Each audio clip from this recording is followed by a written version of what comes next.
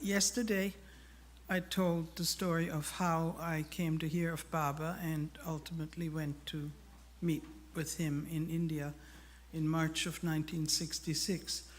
And today, what I was going to do was to tell what happened after we met Baba. We got up and we kissed him on both cheeks and we left. And what I was remembering yesterday to share was the smell that he had.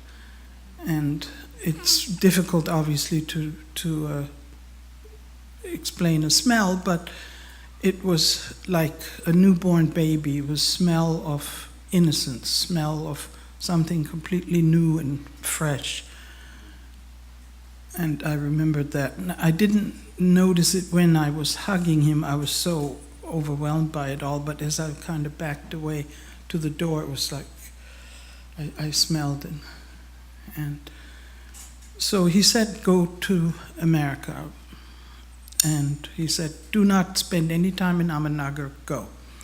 So we went to Adi's office and we had lunch, and Baba sent a bicycle messenger asking if we needed money. And if we needed money, Adi was to give us money. But we did not need money, so we said no thank you. And the idea, he had asked how do we get to the West, and the idea was that we're going to travel overland to Europe and then fly to New York from Europe, because we were hitchhikers, we were travelers. So, and we of course didn't have the funds to just fly around the world. So Baba said to go now. And we did, and this was March 7th, and we tried, like anyone, to leave India, and it was impossible. We could not leave India. It was amazing. There was only one border crossing, there is only one border crossing between India and Pakistan, the Wagah border between Amritsar and Lahore. And India and Pakistan had been at war, and the border was closed. But we were told the border will open in 5 days, so we stayed in Amritsar, and in 5 days we went to the Indian border, and we got stamped out of India, and we walked across the no man's land, and Pakistan were guys with machine guns who said no. So in the Indian press was there, because we were the first people to cross from India to Pakistan, because they cannot go, Indians can't go to Pakistan the other way around. So the newspaper was there and everything. This was going to be the first border crossing after the war. And we were turned around, went back. So now what? So then there's a flight from Amritsar to Kabul. In fact, I spoke to someone yesterday who took that flight once. So that flight was to go, but it was a week away. So we hung out in Amritsar for a week. The flight came, the pilot said, we're not going back today. So the next day, apparently there was no air communication between Pakistan and the air traffic. So they had to kind of run out and look at the mountains to see if no, seriously, to see if there are clouds in Kabul and say, yeah, it's okay. Well, so the next day we taxied all the way out the runway and they said, no, we're not going today. Finally, we went. We got on the flight and, little propeller plane. And it was a DC-3 that they call the Goonie bird, and it's not pressurized. So the Hindu Kush Mountains are obviously much too high. So this thing flies through the passes, through the Khyber Pass, actually. And so we flew and flew and flew and flew. And then we were in the mountains, and the mountains on both sides of the wings. And then suddenly everything turns black, and the plane dropped hundreds of feet. And there were only 16 seats on this airplane. It was Mick and I and these Afghans, and in their turbans and stuff. And everybody hit the aisle. The thing went Allah and started praying on the aisle of the airplane. But Mick and I looked at each other and we said, we're not going to crash. I mean, come on. We're on a mission from God. We have Baba told us to go to America. He's not going to dump us in the Hindu Kush. So the pilot came out and said, ladies and gentlemen, lady and gentlemen, we have turned around. We will land in Amritsar, India in, 4 hours and 50. And so we're back in Amritsar. Unbelievable. And eventually we got on that plane and we flew to Kabul, and the mountains were really magnificent to fly through. And we actually got to Kabul, and we hitchhiked across Afghanistan. And then we got very tired. We took a train from Herat to Tehran, and then another train to Istanbul, and we got to Europe fairly quickly after that, and we flew to New York. And the first time that I was in America, and we visited Mick's family, and in New York, Baba said, meet Fred and Ella Winterfeld and Robert Dreyfus. And so when we got to New York, we had gotten Fred and Ella's phone number. We called Fred and Ella Winterfeld, and Ella said, oh, isn't this great? Robert is here. So it was kind of a one-stop shopping. And we went to meet them at the Monday night New York meeting. And it was really bizarre because Fred and Ella hadn't gotten there yet or something. We were early. There was John Bass, and he had his hand across the door, and he said, who are you? You can't just come in here. And Mick said, well, we're coming from Marazad, and Baba asked us to come here. Oh, he said to the people there, listen, they just came from Marazad. And I walked in there, and everybody was really old, kind of like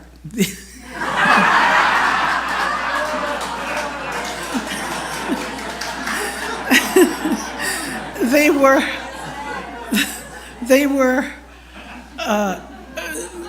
old. These were all people that had been to 62 East-West Gathering, and a bunch of them obviously had been 56 and 52 and all of this. And it turned out Alan Cohen later showed up, and then there was Robert, but there was nobody who hadn't met Baba. And there was this old lady, and she said to me, so how long were you with Baba? And I said, 5-10 minutes. And she looked at the person next to her and she said, wow, Baba must really love him. Did you hear that 5 minutes? Unbelievable. I mean, this was a strange crew. Really strange crew. So anyway, that was New York and Robert. And then we traveled across the country and we settled in Santa Barbara. And our mission was to persuade young people from taking drugs.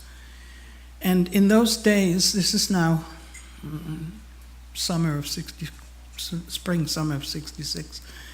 And in those days, it just seemed like Baba was on fire. It was amazing. People streamed. We rented this little one-bedroom house. People streamed into our house to hear about Baba. And I was making chai by the gallon. And we were telling people about Baba. And today, even I know people who heard about Baba from us that I don't even remember seeing there. It was amazing how Baba was alive and happening. And we just sat there telling people about the evils of drugs, and Meher Baba is God. And then this went on. And we were in business with Baba's brother Jal, who sent us kurtas, Indian Lucknow kurtas that we sold into all the head shops and hippie shops that were happening then. And we went to San Francisco and we met Ivy Deuce and Dawn Stevens. And Ivy Deuce was complaining how she had this problem with all these young drug takers that were suddenly ending up on her doorstep. She didn't quite know how to handle them. And so then we went back we lived in Santa Barbara. Then Robert showed up. And Robert was Dreyfus. Robert was on his way to Hawaii, where he was going to go to university. And so here was Robert, and Robert and Mick started talking about the road. Oh, the road. Yes, the road. Wasn't it wonderful? And they would tell stories to each other about the road. And before too long, the two of them decided that really the people that we are the closest to, that we need to persuade from taking drugs, are those people on the road. Because they are like us. they're going across the Hindu Kush mountains, and they're going across the deserts and the sands, and they really need to be told about Baba and about the evils of drugs. So the two of them sat there and cooked this up and wrote a letter to Baba. Oh, meanwhile, what I forgot, we were in constant communication with Baba. I have dozens of letters. Baba, we absolutely, even though he was God, we availed ourselves of him for the smallest nonsense. I remember on the way, we got a puppy, a dog in Illinois on the way to Santa Barbara. We named her Sita, and this is our dog in Santa Barbara. And somebody said that their guru had said you shouldn't sleep in the same room with your dog because your soul goes, in the astral when you sleep, and your dog does, and somehow these intermingle, and it's bad. So what did we do? Beloved Baba, do you think we should sleep in the same room with our dog? And he wrote back and said, no problem, sleep in the same room with your dog. We asked him these idiotic questions. It was unbelievable. And he answered everything. It was usually done through Adi, and Adi liked that because Adi at that time didn't go to Merazat that much. And when he got letters from us, he could bring them out and read them to Baba. And so mostly the answer came from Adi, but also some from Erich. So Robert and Mick decided to write to Baba to ask him for permission for us to go back on the road to take those poor road souls off of drugs and tell them about Baba. Now we know when Baba tells you to do something, and then a little while later you say, hey, but Baba, I actually want to do that. This is not great. And I even had that sense then, and I was convinced that he would say, no, are you kidding? I told you to stay there. So I signed the letter with them, because I knew he's going to say no. I had no intention to go back on the road. I was perfectly happy being in America finally. After 2 years running across hills and dale, this was fine. We had a nice little house in Santa Barbara. We were making whatever. And so I did sign it, because I knew Baba was going to say no. And Baba wrote back and said, I have no objections. And Mick and Robert decided that meant, not only did that mean go, but we now had Baba's order to go. This is how this was translated. Baba wants us to go back on the road and turn those poor people off of drugs on the road.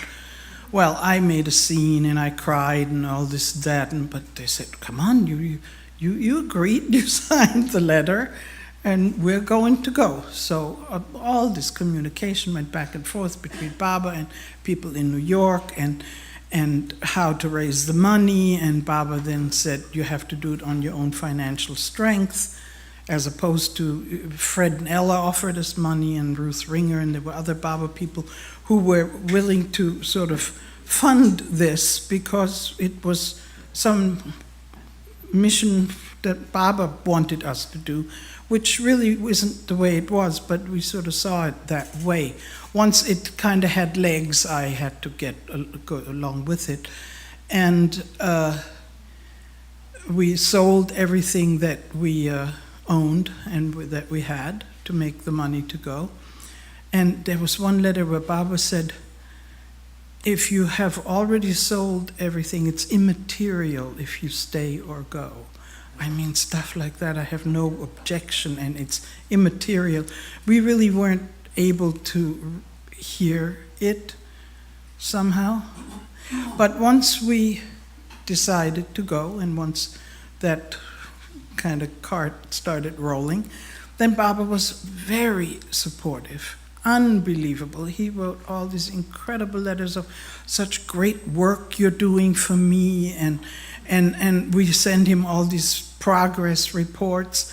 And we took our dog with us, and we went to New York, and our first victim was Mick's brother Tom, who was a heroin addict.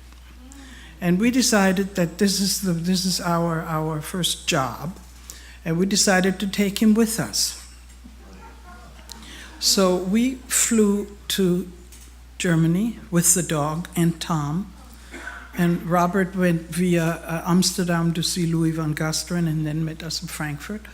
And this is now November of '66. And in Frankfurt, we bought a VW bus, a very old VW bus. It had no windows. It was like a panel bus, metal. And Mick and Robert built this sort of bunk in there. And as the motor's in the back, the bunk was kind of there. And we slept on the top, and Robert and Tom slept on the bottom. And we got into this VW bus and we drove on the road. And the first night we came to some mountain pass in the Alps, and Robert was driving, and we were going to live in this thing.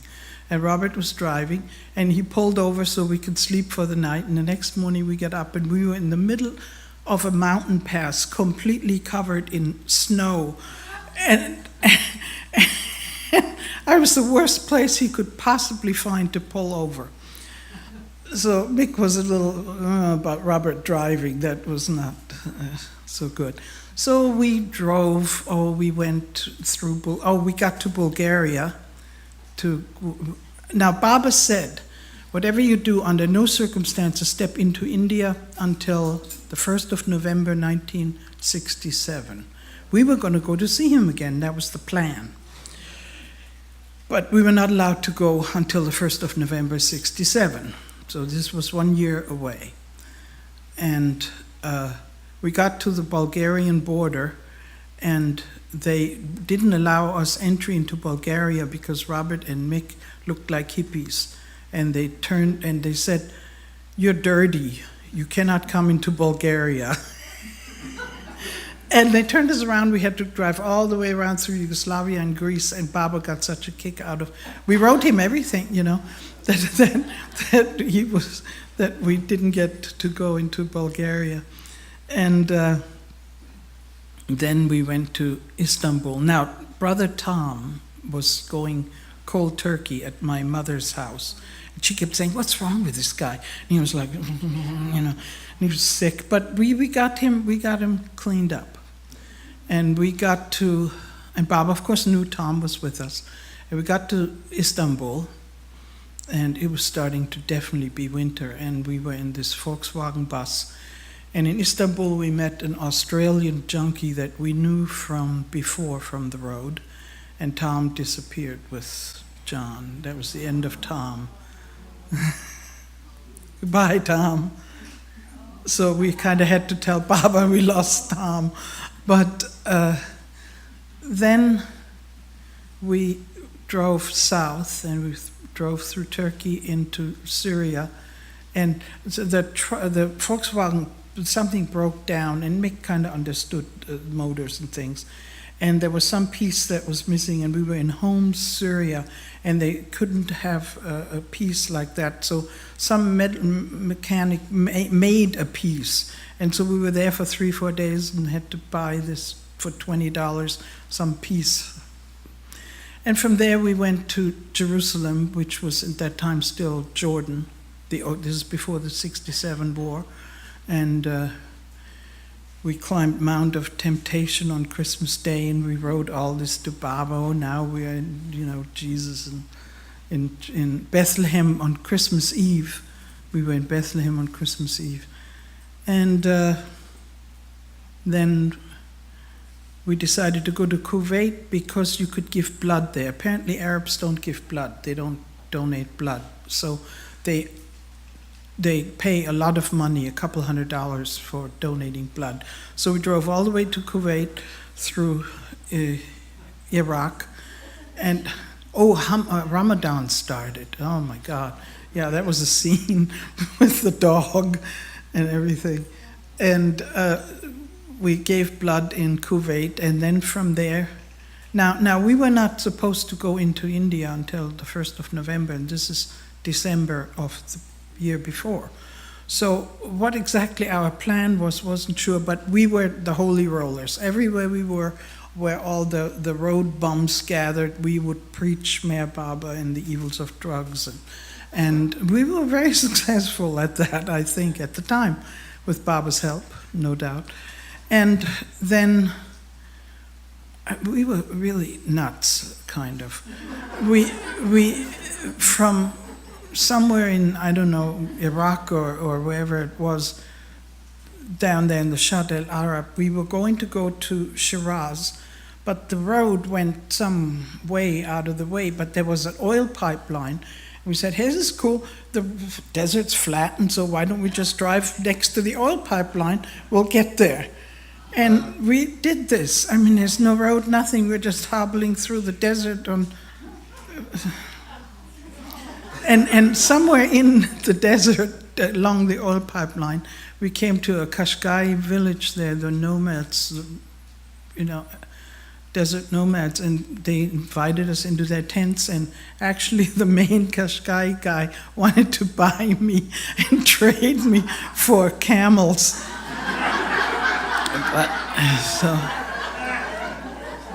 And there was one interesting scene that happened, and when we got to Shiraz, we went to the tomb of Hafiz, and as usual we wrote to Baba, and Baba wrote back and said, no tombs, no more tombs, don't go to tombs. And even though it was the tomb of Hafiz, and he explained that the perfect masters, that people go and they leave sanskars at the tombs of these perfect masters, but once they're gone, they cannot clean that up, and so the muck stays. And we don't need to subject ourselves to that, so no more tombs. So then we ended up in Pakistan. We drove across. In Iran, somewhere in the middle of Iran, we carried a gasoline can, and we stopped to put gasoline in the car, in the bus, and then we continued to drive, and I was in the front, and I said to Robert, only 2 people could sit in the front. The third person had to ride in the back on that thing. And I said, is Sita in the back? And he said, no, I thought she's in the front. Well, when we gassed the truck up, the bus up, Sita, the dog, jumped out, and we drove off. And in the desert, it goes from day to night very, very quickly. And I remembered when we had stopped, there were 3 palm trees over in the distance. And so we turned around, frantic, to drive back, and something happened, and the VW bus broke down. So and meanwhile it's dark. So we're standing there in the middle of the desert, and Mick is trying to fix this with a coat hanger, the motor somehow, and a truck came, and Robert and I waved down the truck, and we didn't speak Farsi. We just pointed into the dark and went woof woof, and he was like, huh? So he gave us a ride, and we're driving back in the direction of Tehran, and Robert and I are straining our eyes to see in the headlight of the truck, and all of a sudden the dog sat by the side of the road. And we stopped, and the guy was like, wow, and then Sita went nuts. And I looked over, and there were 3 palm trees. She had sat exactly where we were and just sat there. And Mick, by that time, had fixed whatever it was and came to pick us up. And we saw wolves across the desert, because in the winter they came down from Russia. So the fact that she survived that was amazing. So on we went, and we got to Karachi. And Adi, in our correspondence, had given us the name and address of Minu Karas. I don't know, some of you may know him. Minu was an old-time Baba lover from the 30s, and he lived in Karachi. And so we show up in this bus, but Minu was a trooper. He was a wonderful man. So we stayed there. We stayed in the bus, and they entertained us and fed us, and they were very hospitable. Of course, Minu had the order to write to Baba anything that happened. We didn't know that. So we told Minu that what the plan is when we go to see Baba again, after November, we are going to give Baba as a gift Sita, the dog. That was our plan. So the next letter from Baba was, and when you come to see me, do not bring your dog. So Minu had ratted us out. And when we were in Karachi, somebody told us about a Tom in town, an American. So we did find Brother Tom strung out again in Karachi, and he had decided to have himself repatriated to the United States. So he had gone to the American embassy and given them his passport, and they had given him money to live for a week or so until he could fly back. So we went to the embassy and bought his passport back and loaded Tom back into the VW bus and kept him with us. And we then decided that we're now going to wait until November. And we're going to go to Lahore, and we're going to wait there. And Lahore is on the road that crosses into India. So all road travelers have to go through Lahore because the Wagah border is the only border crossing. So we drove to Kabul, and we rented a house in Lahore. It was a very primitive, simple Pakistani house.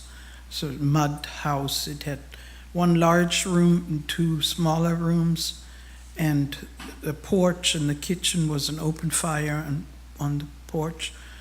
And it had a wall around it, like most Muslim houses. And the toilet was this little corner room there, but they were only the stone things that you stand on, and you went to the toilet on the floor. And twice a day, the sweeper came and cleaned that up. There was no sanitation. And there was a tank on the roof, and you had 1 hour of water in the morning and 1 hour of water in the afternoon. And we rented that house. We left Tom there with the dog. Mekhed, Robert, and I drove to Kabul to sell the bus. And we got to Kabul, and we sold the VW bus for more than we had paid for it, actually. And we got snowed in, and it snowed like unbelievable. And houses were collapsing with the snow, and it was really cold. And eventually, the mountains opened again, and we hitchhiked back to Lahore, and we set up shop in Lahore. And it was funny. We wrote to Baba, said we now set up shop in Lahore, and he wanted to know what kind of shop we were running. No, it's just a matter of speaking. Set up shop. So that house came, and so then we decided that the travelers that are coming from India, going to India, can stay with us. That was the idea. The road people, we are going to give them a place to stay, tell them about Meher Baba and the evils of drugs. But then we had to come to the conclusion that we can't not let them have drugs, because they have drugs. They're bringing drugs as Pakistan. Hashish is everywhere. So if we tell them they can't have drugs at our house or bring drugs, then nobody will want to come and stay with us and listen to us. So we decided it's okay if they bring drugs. And we had these people, there were people, junkies shooting up and smoking dope, and we were sitting in the middle preaching about Meher Baba. And on the walls we had these posters from God Speaks, the seven planes, and all. And Minu Karas had given us all these pamphlets and booklets that we were giving people. And at some point, the Pakistani secret police decided that somebody had turned us in or something, that we were spies for India. So they came, and they wanted to know what we're doing here and what's going on, and what is all this Indian stuff. So we loaded these people up with Baba pamphlets and books, and they never came back. Then Baba changed his mind and said we can enter India only after the 1st of January 1968. Now that's still a year away and we're 16 miles from the Indian border. And it's getting hotter and hotter and hotter. And Lahore has got to be one of the hottest places on earth. It was at times 130 degrees. And we had 1 hour of water in the morning and 1 hour of water in the afternoon. And the water in the afternoon came out of the faucet boiling because the thing was on the roof. So things were getting more and more difficult. I forgot one thing. When Baba's birthday came along, Baba wrote, and I think he asked that Mick and Robert have maybe say a few words and go and do some presentation in Karachi. So the two of them went to Karachi and attended Baba's birthday celebration there with Minu Karas, and Adi and Rhoda Dubash lived there as well. And I stayed with the dog and Tom in Lahore. And Tom was on good behavior. In fact, I still have a letter that Baba wrote to Tom saying that he's very happy that he had stopped taking drugs. And so we had the order not to go into India. Tom did not have that order. So Tom decided he's going to go to India. And we said, okay. And he left his winter clothes with us in a box that he had packed that we should take to the post office and mail to him, mail back to friends of his in New York. And he went to India, and he had himself repatriated from India. He went to India, went to the American embassy, gave him his passport, they flew him back to New York. And what we later found out is that the box we mailed with his winter clothes was actually a box full of hashish that he had us mailed to New York. And he flew there, and then he was in New York with the stuff to sell. So that was Tom.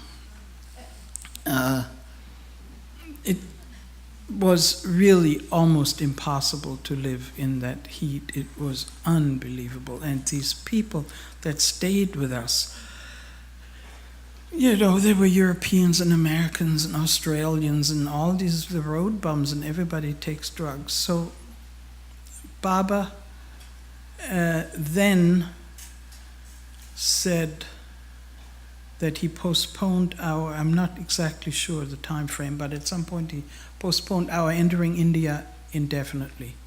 Not, when I call my lovers, I will call you. And so there was no more November, no more January, it was at some point. So we were there, and we were preaching the evils of drugs and telling people about Meher Baba. And one day, there was this American from LA. He was sitting there smoking a joint or a chillum or a pipe or whatever it was. And Robert looked over and said, "Are you going to pass that thing?" And he did. And all three of us, Robert and Mick and I, got stoned and smoked hash with this guy. And I have no idea why. It just was, things were getting really difficult. And somehow, I don't know, that's what happened. So we felt very guilty and very bad. So we wrote to Baba and we confessed. And Baba wrote back, and it was so sweet. He forgave us and don't do it again. And he praised, after such wonderful work you've done for me, and don't do it again. And it was just amazing, the compassion that he had. And then we did it again. And then we wrote again. And then he wrote back again. And he kind of was more like, don't underline, ever underline. It was definitely heavier than that. And then we got a form letter from Adi. Meher Baba no longer entertains any personal correspondence. A form letter. And so I mean, he was our friend. He was our guy, and we didn't make any move without telling him or asking him. Even when we disobeyed him, we told him right away. And all of a sudden, we were totally cut off. We could not write to him anymore, and our seeing him again and going to India was postponed indefinitely. So here we are, and it's 130 degrees. So Robert said, I'm getting out of here. He packed his stuff. He bought a sitar that he was going to take to Europe or America or somewhere to sell, and he put that in his sleeping bag. And never forget Robert taking off with this big baby that he was carrying. And he said, I'll be back. I'm going to go to Europe, and I'm going to meet my sister in Europe, and I'll be back. And Mick said, okay. And we said, okay. Tom had left, so it was Mick and I and the dog, and the few drug users that kind of straggled through the time of year that even sort of dried up. And no communication with Baba or anything. And so then Mick and I realized that we were ill, and we both got hepatitis. And then eventually we heard that Robert got as far as Istanbul and had hepatitis, and Tom got as far as New York and had hepatitis. We all four caught it from someone. And Robert was in the hospital in Istanbul. Tom was in the hospital in, I think, Illinois. He had gone to his family. And Mick and I were in Lahore. And Mick got so unbelievably sick that I put him in a hospital, the Muhammad Ali Jinnah Hospital in Lahore. And the blankets were red, bright red. And the nurse told me that's so we don't see the blood on the blankets. And Mick was so ill that his lowest weight was 87 pounds. And I had the dog, and I was kind of holding my liver in the rickshaw, and would bring juice. The hospital doesn't come with food or anything. I mean, you couldn't eat anyway, but I would bring him sugarcane juice and stuff to the hospital. And then he got pleurisy, where the lungs filled up with water, and he was breathing like, and it was absolutely obvious to me he was dying. So I called Minu, and I said, Minu Karas in Karachi, I said, Mick's dying, I don't know what to do. And Minu said, bring him. So I got him out of the hospital. I just put him in a wheelchair and wheeled him out of the hospital without having him discharged or anything. Oh, his roommate, who also had hepatitis, was one of the minor sons of Papa Doc, the strongman of Haiti. Was Mick's roommate. Anyway, so I got him, and I put him on an airplane and flew him from Lahore to Karachi to Minu's house. Minu and Franny had separate bedrooms. Minu moved out of his bed and moved in with Franny and gave Mick his bed, and I was sleeping like in the living room or something. And Minu sat by Mick's side for a couple of weeks at least. And I'm totally convinced Minu healed him. It was amazing. Minu was so special. And then, as Mick got a little bit better, the Karachi group, now the dog, I left in Lahore with an American Quaker family. And so nothing I could do with her. And so the Pakistani group then collected money mainly from Adi Dubash, who I think was the only one that had any real money, and they bought 2 plane tickets for Mick and I to Istanbul, and we flew to Istanbul and took a train to Frankfurt and went back to Germany. But Baba had said that we could write when we had change of address. So we had plenty of changes of address.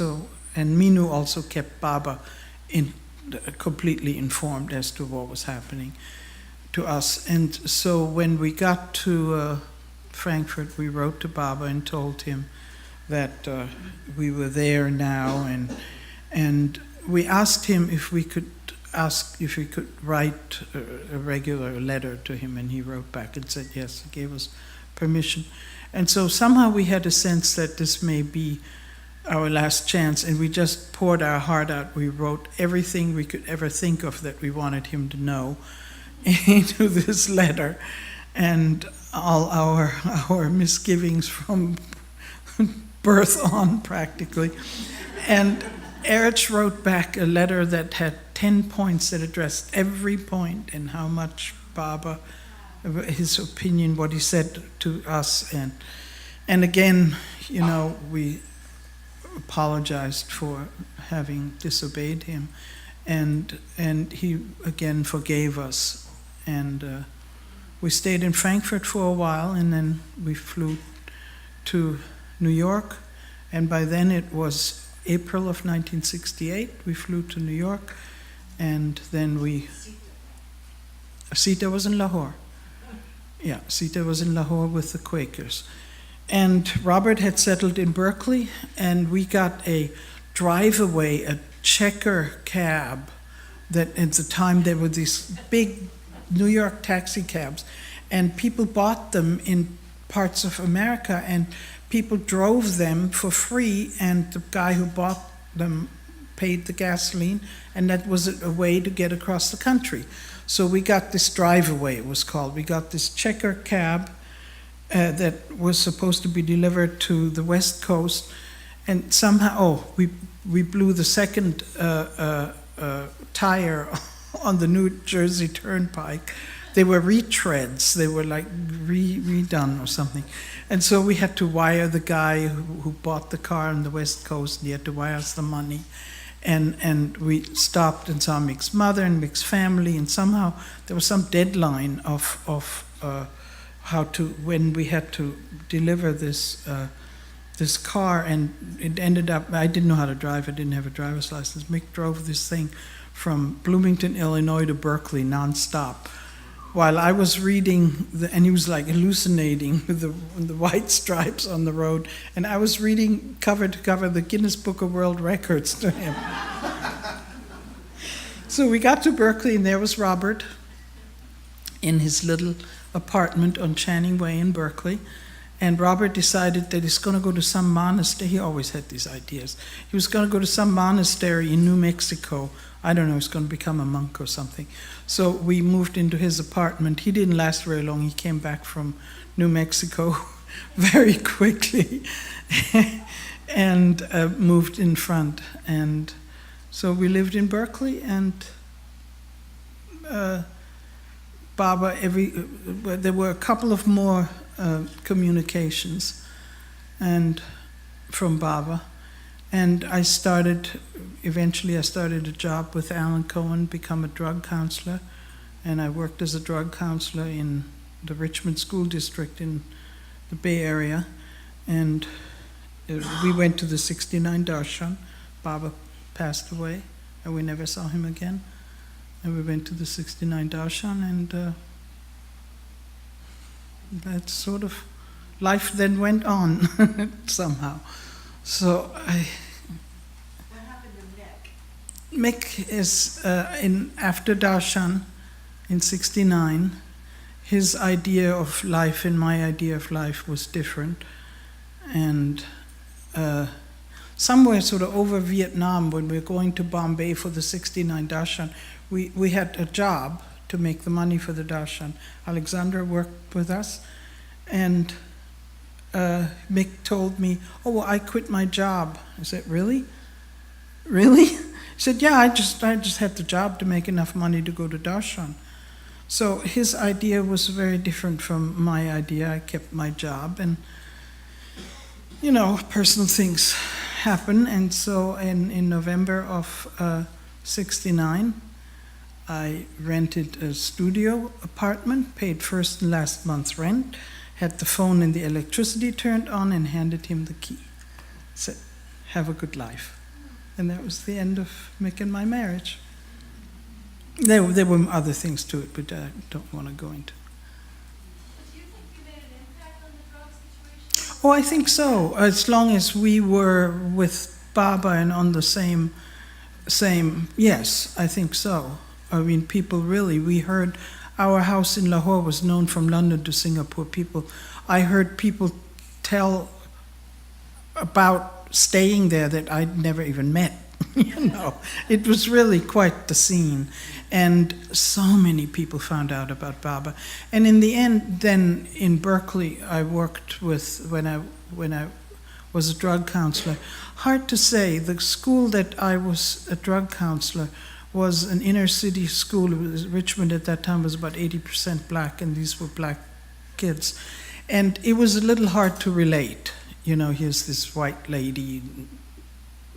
So I'm not sure how much, you know, I can't sort of act like Chapman or Cohen or something, think like you turned off thousands. I didn't have that sense, but I did what I could. You think it was a scaffolding kind of a situation? That Baba used you as a vehicle for a larger... I don't know. I have no way of what he did. But all I could say is that it all went back to, in my opinion, went back to not doing what he wanted us to do. Because when we came to Santa Barbara and we were very, very successful telling people about Baba and getting people to stop taking drugs. But once we decided we wanted to do what we wanted to do, I think things kind of started going off the rails. And I don't really think we understood his ways that much in those days. Yes? What was your experience with the 69 Darshan? Well, that's the first time I met the Mandali, except for Adi. And that was really, really wonderful to meet them. And I mean, Mani was like a long-lost friend. I'd never met her before. And she knew everyone's name as they got off the bus. People, you know, that she didn't know. This is her scarf. She gave that to me. Not then, but after. And the one thing that I did experience the day we went to Merazad, and I walked into Mandali Hall and the chair was there, I got very upset. I just sat there and cried. I just missed him, you know. And Alexandra said, somebody asked what my emotions were meeting him, and I don't really know what my emotions were. It was so overwhelming. But the thing that I can say is, he told me he was God, and I know that. But what I will never know is, could I have faith in him like all of you? And I don't know that. I don't know. I really, really admire that, and in a sense almost envy that, the ability to see him as God without him having hit me over the head with it. So. How did you hear about Baba's dropping his body? What was that like for you? Well, it was such a shock, you know. I mean, we were in Berkeley, but we were sort of all, the Sufi group at that time well, it was kind of open. People weren't really rigidly Sufis or not Sufis. And when he dropped the body, we were all invited to the Sufi Center that day immediately to talk, because that Darshan had been announced and we were all going to see him. And there were 2 flights for California to go to the Darshan. And now a lot of people said, I'm no longer going, including Robert. He decided he didn't want to go and canceled. So one of the 2 airplanes was canceled. And so there was kind of an overflow of people that then went with Murshida and with some other people. They took a more expensive flight around the world. It was the overflow flight because there were not enough cancellations to cancel one airplane altogether. And so we went to San Francisco, and I remember driving across the Bay Bridge and looking at all these cars and thinking they don't know that God just passed away. It was so incomprehensible somehow to me, to see him in such an abstract way that he's no longer there. And Robert later got on the flight out of Myrtle Beach with Fred and Ella Winterfeld. But once we came back, we were the first flight. We were just aglow with how incredible it was. So then everybody scrambled to try to get on the two other East Coast flights. Where are the letters? When's the book getting written? Well, I sort of wrote a book, more or less, and it's in the, should I call it, the black hole of Chapman.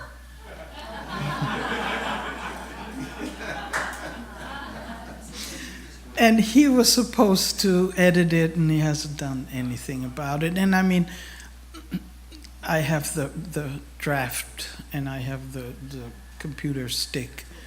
And the letters, I was just talking to Scott about that. I have all these letters. What Mick and I did when we divorced, we took each got half of the original letters and a copy of the other's half. So I'm so bad. They're in manila envelope, they're not in acid-proof paper and Mylar, and I really need to do that. But I haven't. I'm sorry. But I have them all. I just wanted to say, because I work with drugs too, that I feel like your story is really important for today. Thank you. That's it.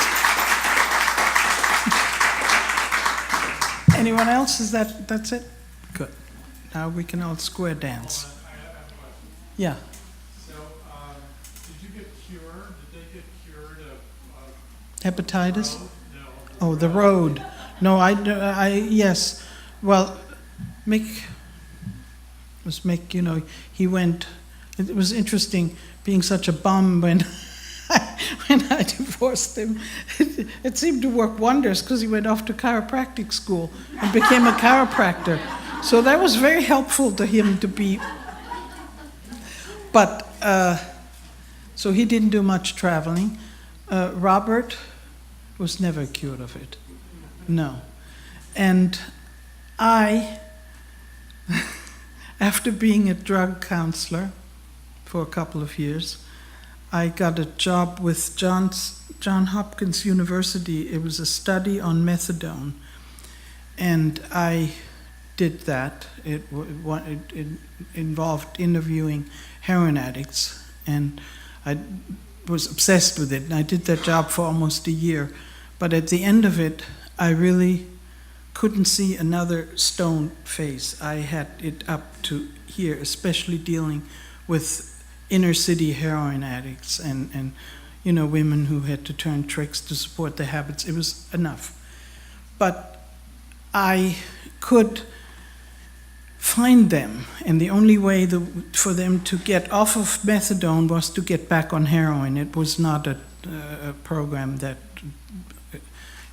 it was either or.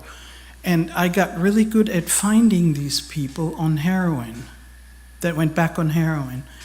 And so when I was done with that study, I have a degree in accounting, and I hated that thought more than anything. So I thought, what am I going to do for a living? And I'm sort of crazy. I took the San Francisco Yellow Pages, and I started at A, and I called the private investigation office business in San Francisco, and I said, I have no experience. I know I can be good at this, and I would like to be a private eye, and I don't care if you pay me. And within an hour, I had a job for a private investigator in San Francisco, and he paid me something like $5 an hour. And I became a private eye. I worked for him for 6 weeks. I couldn't stand him. He didn't like me. I didn't like him. He was just some awful guy. So after 6 weeks, I was an unemployed private eye. So I hit the Yellow Pages again. I got another job, And with that firm, and then consequently with his partner, I worked for 4 or 5 years or so. And I was absolutely insane. I carried a gun and I drove like mad and I did wild stuff. And I was a private eye. And the San Francisco Chronicle called me a gorgeous blonde. I've never been blonde in my life. And I had outrageous clients, George Foreman, J.D. Salinger. And it was wild. It was absolutely fantastic.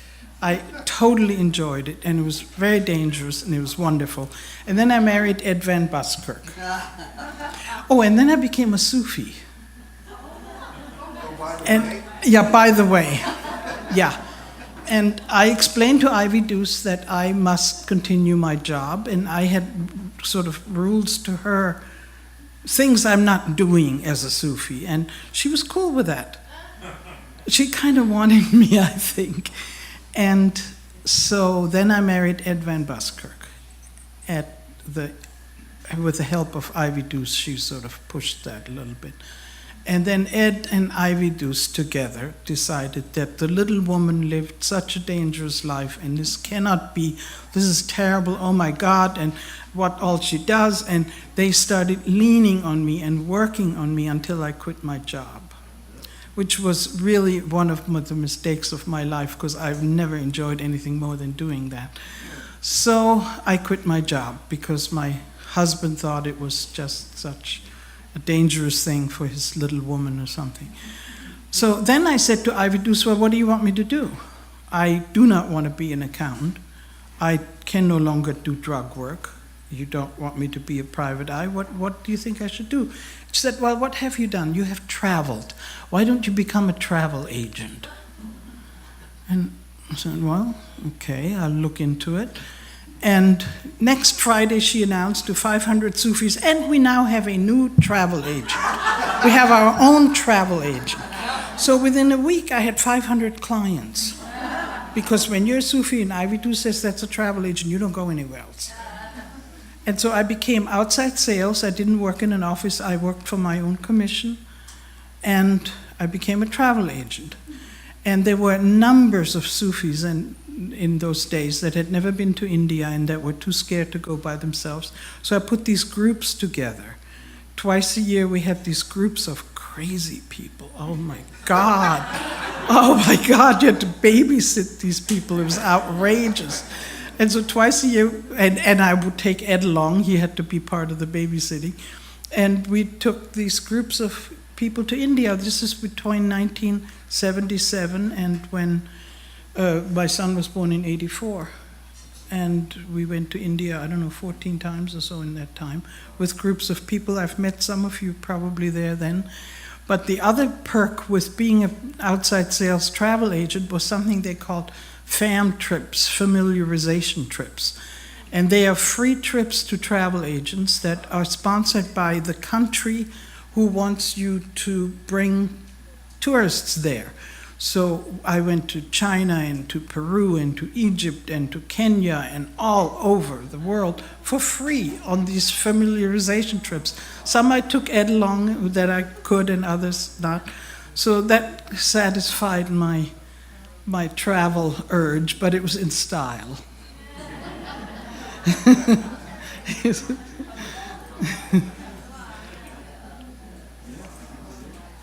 That's it? Anyone else? Good, great. Jai Baba.